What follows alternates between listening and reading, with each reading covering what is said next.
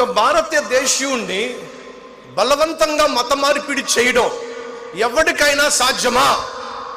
ఇది నా ప్రశ్న. ఉచితంగా మందులు ఇచ్చేసి, ఒక పూట భోజనం పెట్టేసి, ఒక దుప్పటి ఇచ్చేసి మత మార్పిళ్ళు చేసేస్తున్నారు, మతంలోకి లాగేసుకుంటున్నారు అని చెప్పి దయచేసి మన భారతదేశీయుల్ని చుడకన చేయకండి. మన భారతదేశీయులు వారు కలిగి ఉన్న నమ్మకం గుప్పెడు మెతుకుల కోసం అమ్ముకునేది కానే కాదు.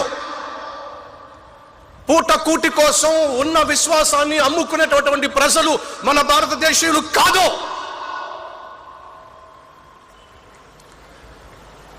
ఉచితంగా అన్నం పెట్టేస్తున్నారని, ఉచితంగా బట్టలు ఇస్తున్నారని, ఉచితంగా మందులు ఇస్తున్నారని మతం